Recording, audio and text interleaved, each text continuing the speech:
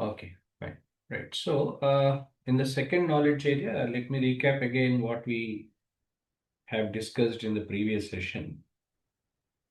In the previous session, I discussed about the uh, second knowledge area, which is called illustration techniques. Like illustration techniques, multiple illustration techniques you will be having: interviews, group discussions, focus groups. The same time conducting some JAT session, because being a business analyst, we act as a JAT facilitator. So wherein we are inviting all the stakeholders, whoever are we having,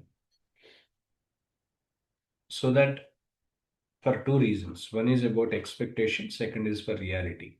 Expectation, what customer is expecting. Reality is what we are developing.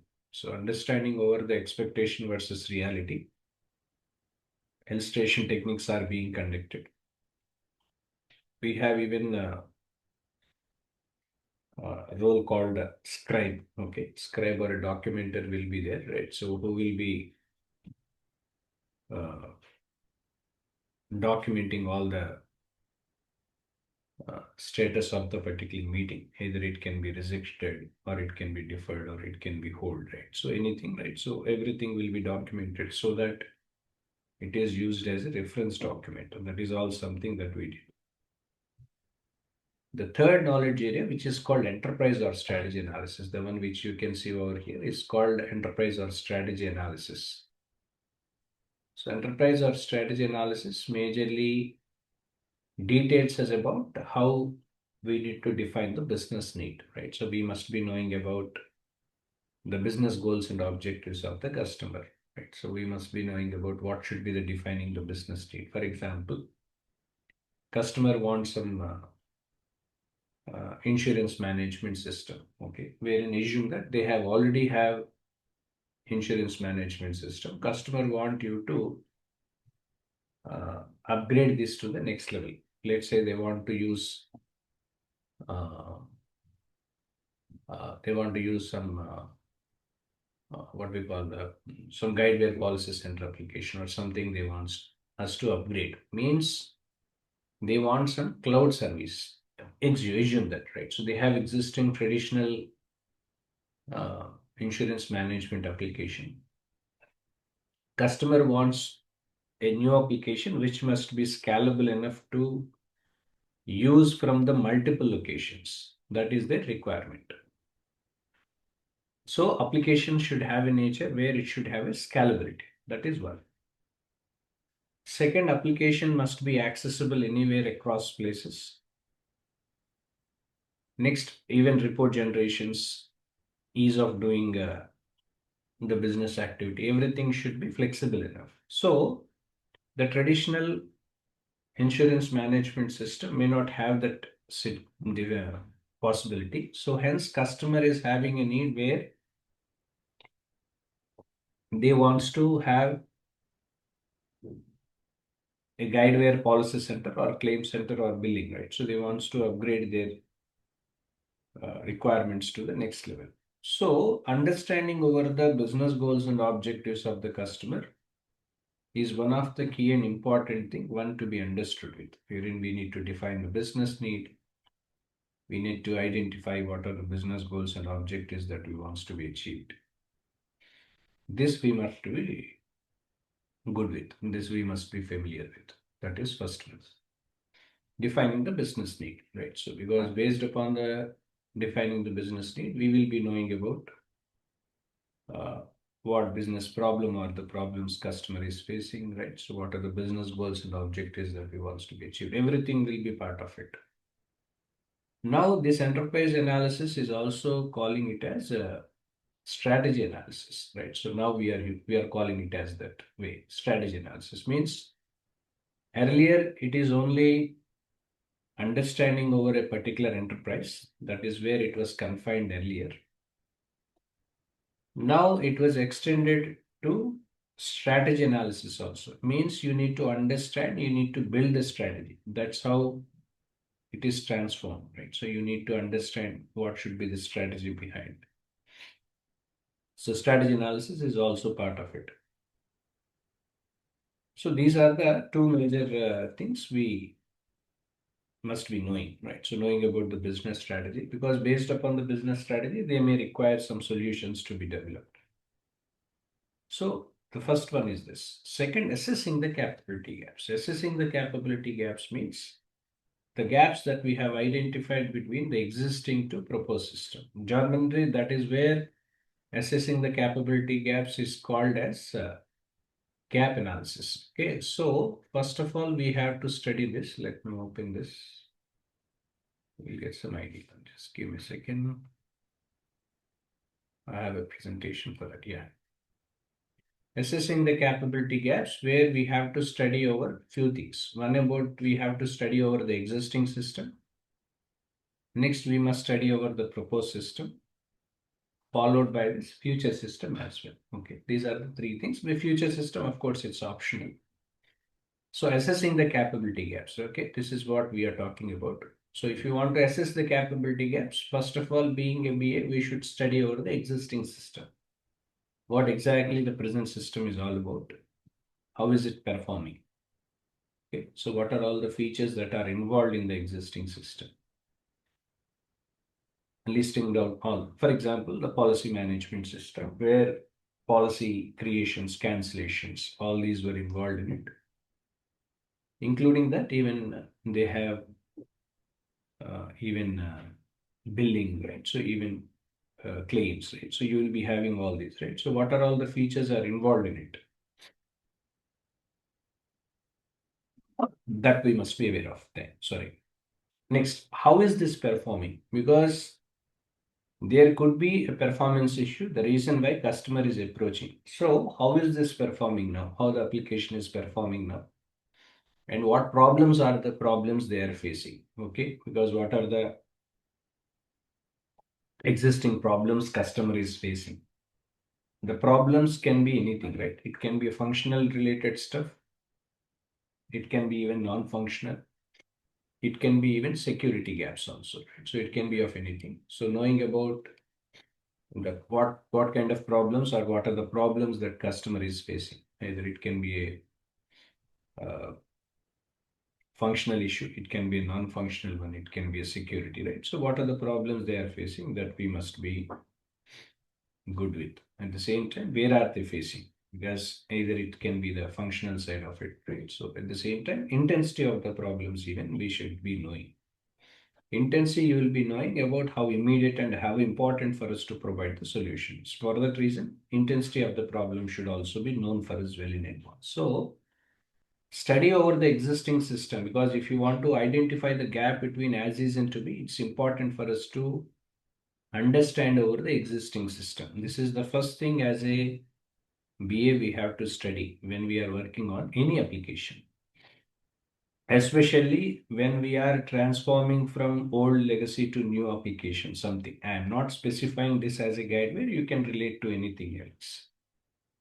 So understanding over the existing application, how is this performing? What are the features that are involved in it?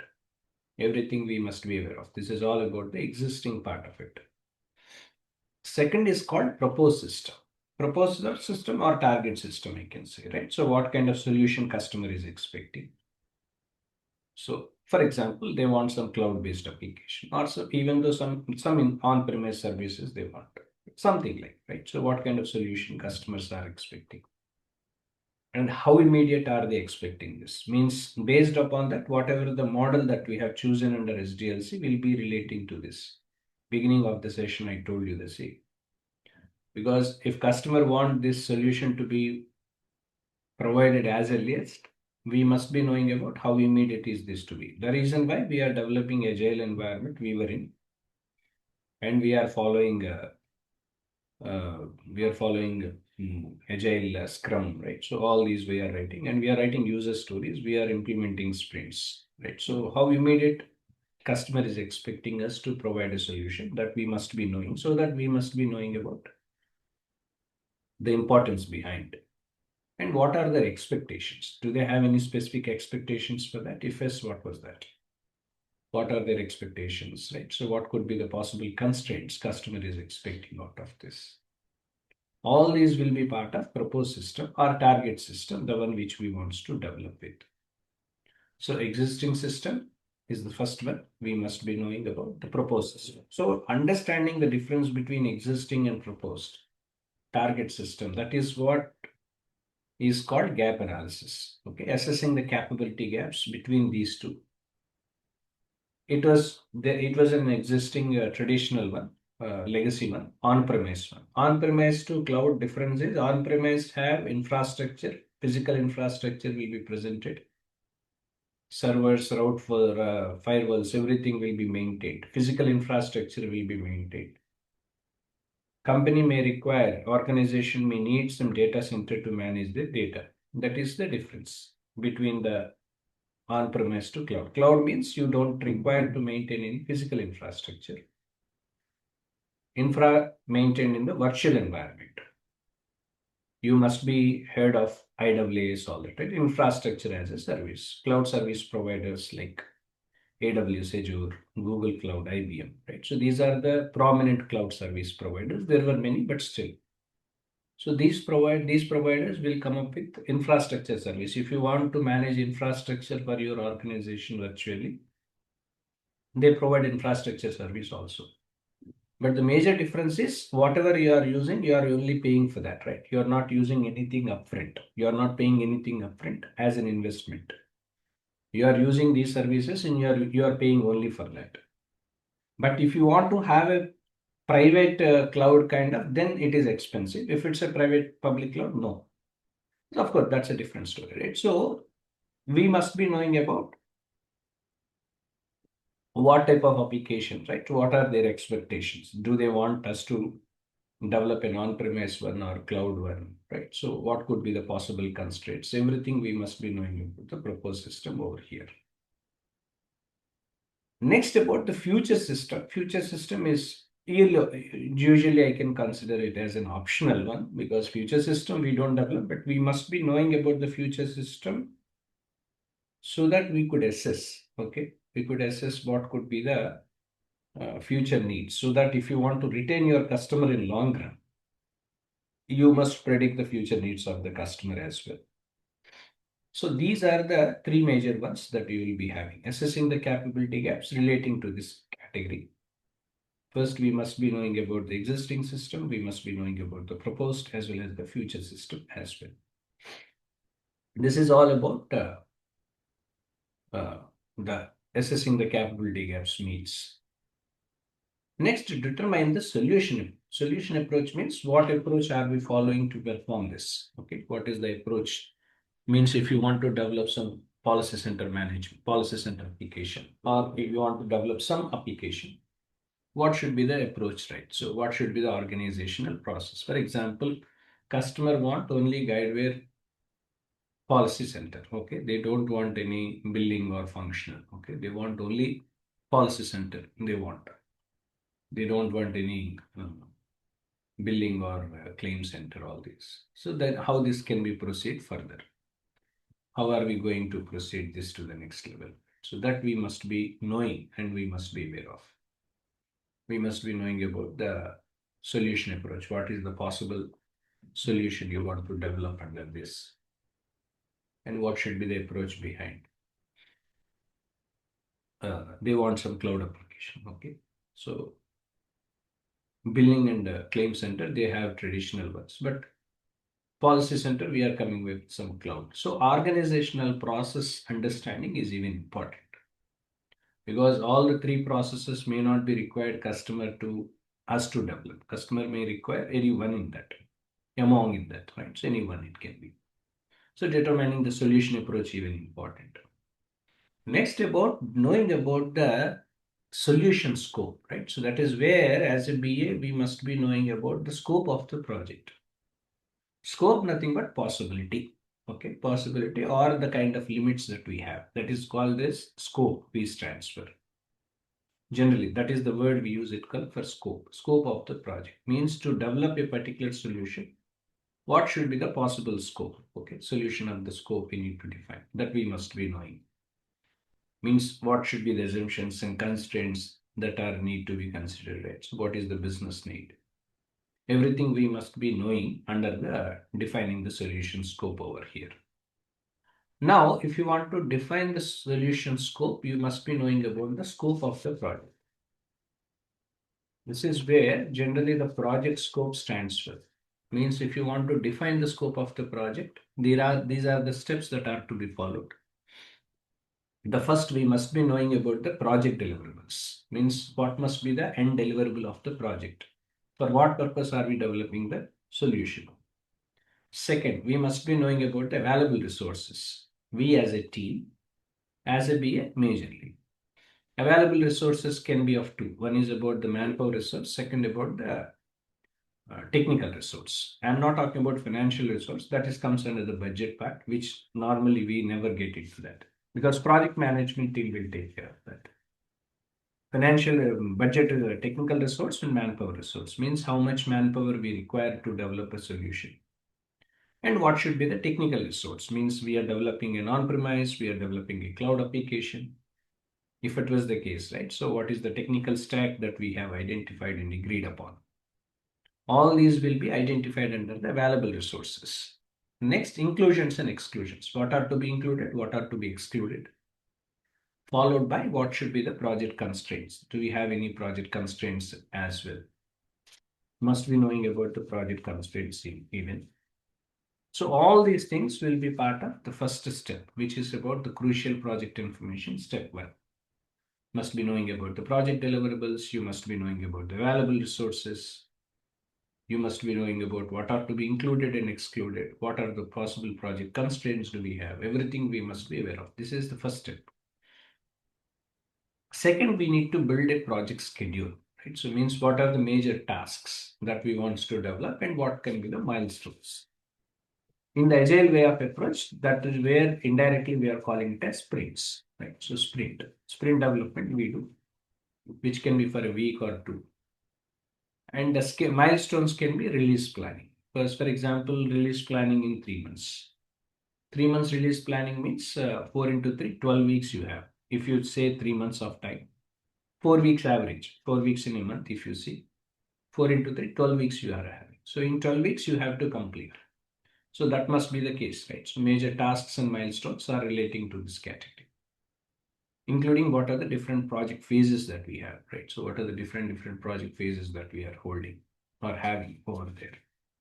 So that we must be knowing, right? So because that is where, if you remember, I already told you about the SDLC process. Okay, what are the different phases that we have, right? So that we must be knowing. And what are the major tasks that are to be delivered and what are the milestones that are to be achieved here. According to that, we need to tailor the scope to the organization and as well as the project as a BA. So we must be knowing about our limitations, what we are agreed upon. For example, we have agreed upon developing a policy center, not billing and claims. So we are nowhere relating to that category. So our application or our solution, we are confining only to the Guidewire policy center, for example. So whatever the changes or what if there is any configurational issues or any development, it is only relating and required only for relating to the policy administration, not billing and claims. Billing and claims are considered as out of scope, and in scope is policy management system or policy center, whatever you can call. Out of scope is billing and claims are the out of scope because those are all not we have agreed upon. So that understanding as a BA we must be. Second, out of scope can be we are coming up with some on-premise. So, okay, we are not coming up with cloud. So developing a cloud solution is not part of your job. Maybe you are developing an on-premise, it can be, right? So that can be the in-scope. Out-scope cloud service is not an out-scope, is comes under the out-scope part. If they want cloud, then it can be in scope over there. So we need to tailor the scope of the project and organization. This is the third step. Next, fourth, we need to compile and review. Compile and review means these are important points because to have a clarity over the BA, to develop a particular solution, we must be knowing about is it clear why the project is necessary and important for us that we must be aware of. Why developing a solution is necessary and important from the customer point of view. Next, do I know exactly who the project stakeholders are? Okay, who are the project stakeholders that we must be aware of?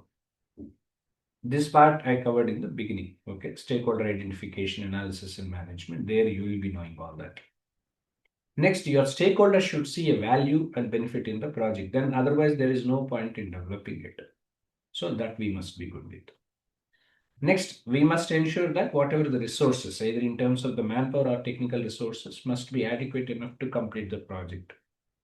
There shouldn't be any shortage further, which may leads to delay in uh, uh, providing solutions for the customer, right? So that we must be assured. Next, timelines. Are the timelines are realistic for us to provide solution or not, right? So realistic timelines are not for the deliverables. Next, does my team have access to all the necessary resources or not, right? So your team should have a necessary access to all the resources, right? So inclusions and exclusions. Next, is there any possibility for us to make any kind of changes in further? That's where we call it as too much room. Room, nothing but space that we have in provision. Is there any provision for us to add new features? Because we never know.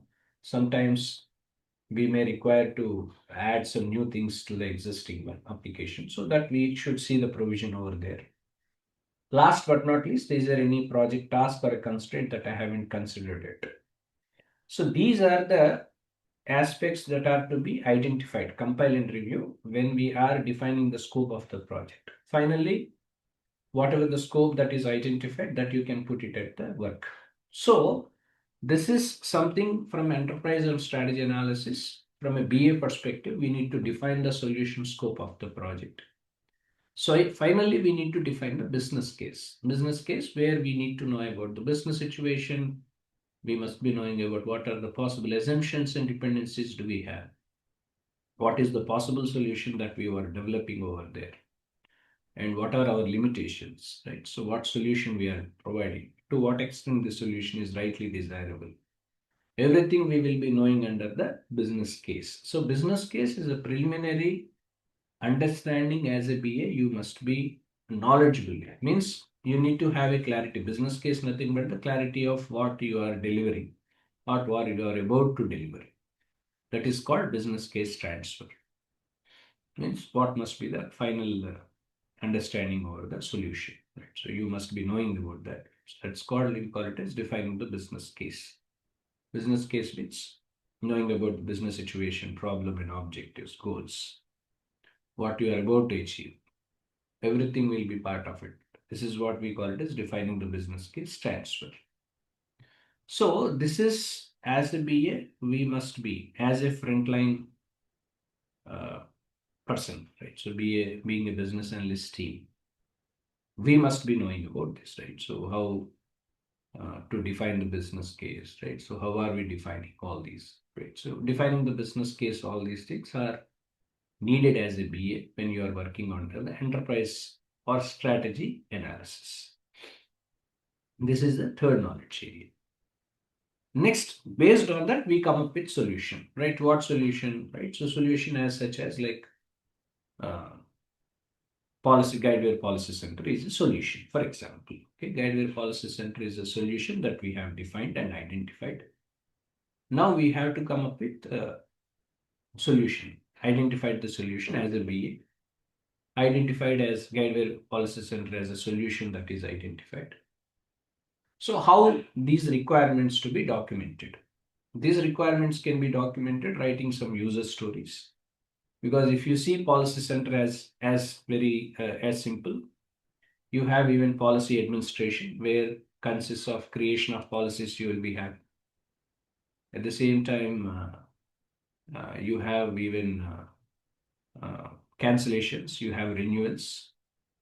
At the same time, you have some reinstatement of canon policies.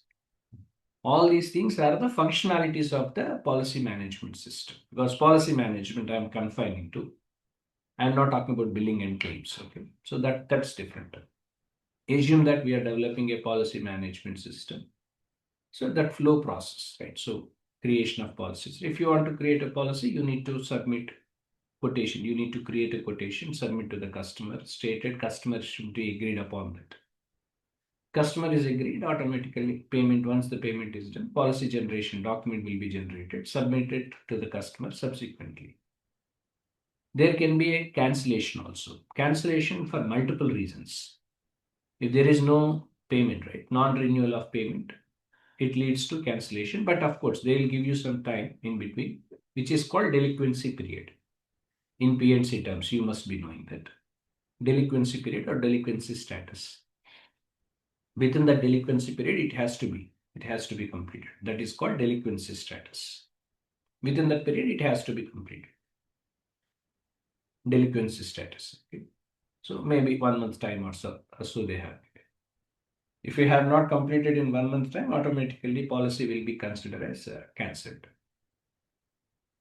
Sometimes if there is any fraudulent activities were identified or any non-payment. Sometimes customer proposed sometimes that I want this. For example, customer has paid 3 years of premium at a time. After 6 months, once he has paid the premium, he got an opportunity where he want to go outside. It is for personal auto, for example, okay, personal auto. So he went for outside and he is going for a work on a business work to out of the country, maybe for 2 years, for the period of 2 years. He don't want to use this policy anymore. Now he want to cancel the policy at this point in time. So he can apply a request on that. Subsequently, if there is anything customer has to be paid, insurance company will collect. Otherwise, customer, they calculate and they'll refund the balance amount to the customer. So that's where cancellation. So one part of cancellation is that. After that, reinstatement. If customer wants to reinstate the policy over a period of time, they can reinstate by considering the terms and conditions, etc., based upon what they have agreed upon, what it was that at that point in time, whatever the rules and regulations that are related. So everything will be defined in that. So those process of functional requirements, those functional requirements that we have to be detailed as a BA, we need to detail these functional requirements in a form of user stories. User story creations are important, right? So this is all part of requirement lifecycle management I'm referring to. Means how are you managing your requirements? If you want to manage your requirements, you need to detail those functional and non-functionalities. Functionalities are these. Non-functionalities means performance, scalability, load balancing, fault tolerancing, behavior and character of an application, which is called non-functional requirement. Let's say that customer has paid the premium. Within how much time the policy document should be generated. For example, customer has paid the premium online. How much time will this be taken for the customer to get the status, right? So maybe fraction of 5 seconds or 10 seconds or 15 seconds, 20, 25, more than that, 30 seconds or so, right? So performance of the application is equally important. So those are all will be part of non-functional requirements for any customer. Normally, which will be documented as part of user stories, and this can be presented to the customer. If they have agreed upon those functional and non-functional requirements, these has to be implemented by the development team. That's where developers come into picture. So they write the logic, etc. All these things will be done by them accordingly. This is all about the fourth next knowledge area, which is called requirement lifecycle management. From there onwards, how this can be visualized, how the requirements you are visualizing it. Because how are we visualizing the requirements? If you want to visualize the requirements, what must be the tool that we use? Like, so we use something like use cases. We can prepare even sequence diagrams also, because I'll take some requirement. When I started Guidewire Policy Center, I'll take some requirement. So for that, how to write user stories, how to create activity patterns, how to write underwriting rules, how to create a use case or sequence diagram as a whole for the particular functionality. For a particular project, not functionality. For a particular project, I will show you. Okay, from there onwards, I'll show you. So this is something as a BA that we need to do. Finally, solution assessment and validation. Solution assessment and validation means how you are proposing a solution. How are we proposing a solution? This Guidewire Policy Center application is a solution that we have defined. So for that, we need to write down the test cases also, because as and when we are writing user stories and use cases, we must be knowing about writing test cases also. That is even important.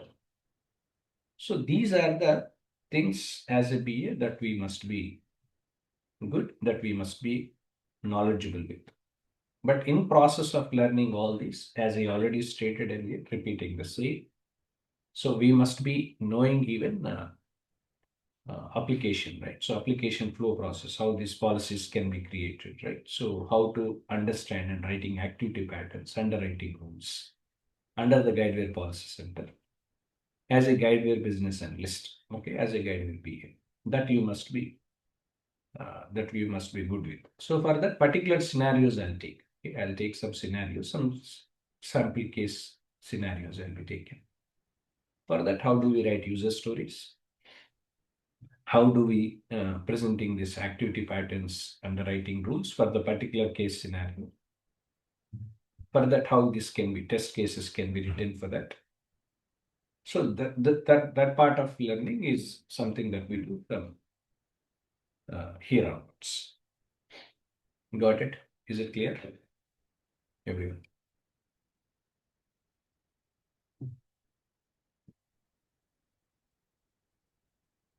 Any questions? Please go ahead.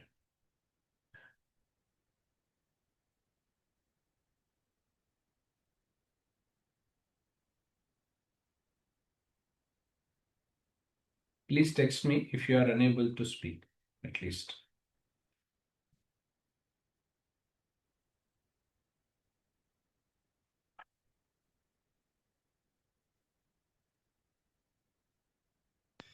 Understood, Raj. Right, so this is what it was. So from tomorrow onwards, I'll start with, I'll continue with the policy center. I've created a quotation over even application creations will also be shown. Let me cover the LOB part first. Line of business. Okay, couple of line of businesses will create policies and I'll show you. After that, I will take one business scenario. On that particular business scenario, how do we write user stories, right? So what are the techniques? It's not a technique. We have a standard to follow to write a user story. How this can be written, and for that user story, what are the activity patterns that we are going to write, and what underwriting rules that we are updating in the application. For there onwards, how do we create test cases for that? Okay. That part of learning. I'll start the policy center from tomorrow onwards. Again, of course, I have shown one quotation yesterday. Tomorrow I'll come up with new LOBs. I'll create and I'll show you first the flow process. If you know, because if there is any changes further as a customer something that presented to you, so user expects, so that being a BA you must be knowing about the flow process well. So knowing about the flow process of the particular application that we create, so cancellations, renewals, that flow process you must be good with. So for that reason why you need to have knowledge over the application, which is important. That I will, from tomorrow onwards, we will be doing on that. So writing user stories and all will be part of it. I will teach you in between all that. Okay, right. So this is all about session today. Any questions? Please go ahead.